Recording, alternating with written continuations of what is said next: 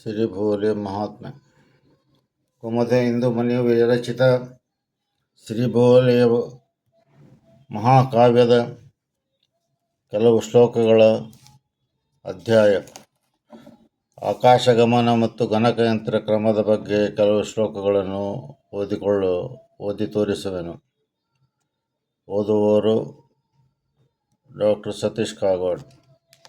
ತನುವನು ಆಕಾಶಕ್ಕೆ ಹಾರಿಸಿ ನಿಲ್ಲಿಸುವ ಘನ ವೈಮಾನಿಕ ದಿವ್ಯ ಕಾವ್ಯ, ಪನಸ ಪುಷ್ಪದ ಹಾಗಿರುವ ವಿಶ್ವ ಉಂಬರ ಕಾವ್ಯ. ಪನಸ ಪುಷ್ಪದ ವಿಶೇಷತೆ ಏನೆಂದರೆ ಅದು ಎಲ್ಲ ಕಡೆಗೂ 365 ಡಿಗ್ರಿಗೂ ಪುಷ್ಪಗಳನ್ನು ಬಿಡುತ್ತದೆ. ಪನಸ ಪುಷ್ಪ ಅಂದರೆ ಅನಾನಸ್ ಅಂತೀವಲ್ಲ. ಚಿನ್ನರೂಪಿನ ಭದ್ರ ಕಾವ್ಯ.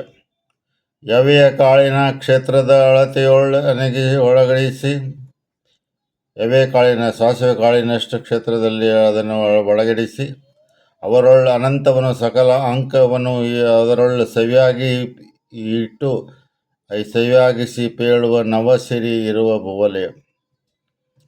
ಯವೆಯ ಕಾಳಿನ ಕ್ಷೇತ್ರದೊಳತೆಯೊಳ್ ಜೀವಿಪ ಸವೀರ ಅನಂತ ಜೀವಲ ಸುವಿಖ್ಯಾತ ಕರ್ನಾಟಕ ದೇಶದ ಸವಿವರ ಕರ್ಮಾಷ್ಟಕವು, ಅಷ್ಟಕರ್ಮಗಳನ್ನು ನಾಶ ಮಾಡುವ ವಿದ್ಯೆಯು, ಹಾಡಲು ಸುಲಭವಾದ ಅಂಗ, ನೋಡಲು ಮೆಚ್ಚುವ ಗಣಿತ ಜೋಡಿ ಅಂಕದ ಕೂಟದಂಗ ಕೂಡೋ ಪುಣ್ಯಾಂಗ ಭಂಗ, ಅದುವೇ ಸಿರಿಭೋಲೆ.